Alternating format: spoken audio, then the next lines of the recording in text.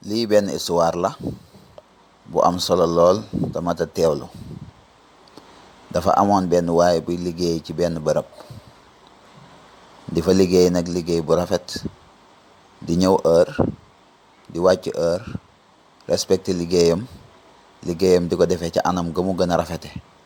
Amul ak kenn benn jafe-jafe, amul ak jafe-jafe ñami liggéeyandoo, waaye amul ak problème ki nga xam ne mooy patron. Benn bis waa ji xëy siwul, patron bi seetlu ni waa ji kat am na bis boo xam ni xëy siwul. Mu xalaat ci xelam daal ni kii kat dafa bëgg ma yokkal ko, xam naa moo tax mu tardé, ndax dafa yaakaar ni mënuma kaa ñàkk, soxla naa ko lool ci place bi, bëgg ma yokkal ko moo tax mu tardé. Mu yokkal ko 10 000 ci salaire am. waaye bi mu ko joxee, waa ji waxu ko dara, dafa jël 10 000 yi rek def si poosam, continuer liggéeyam. Ñuy liggéey di liggéey ba mu yàgg ñu amaat beneen bis, waa ji absenté waat beneen bis, ñëwul maanaam.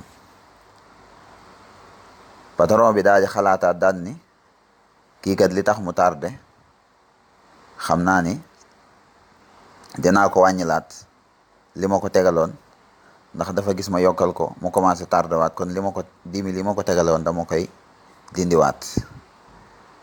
Bi weer bi dee, ñu jox ko salaire am, mu gis ni 10 000 yi ko patron tegaloon kat dindiwaat na ko, waaye ba tey mu noppi rek, waxu ko dara. Loolu nag jaaxal patron bi, ndax waa ji tardé na 2 jours. bi mu njëkk a tardé mu yokkal ko 10 000, bi mu tardé waat mu dindi 10 000 yi. Mu woo ko nag di ko laaj situation bi ak lan moo waral mu doxale nii. Bi mu ko joxee waxul dara, waaye bi mu ko nanguwaatee tamit waxul dara. waa ji ni ko, sama première tardement, maanaam bis bi ma njëkk a tardé, dama amoon ngénte, sama soxna moo amoon doom. Ma xam ni ma ñëw nga jox ma junni, ma xam ni sama doom jooju junni boobu wërsëgam la, moo ko indaale, moo tax waxuma ci dara.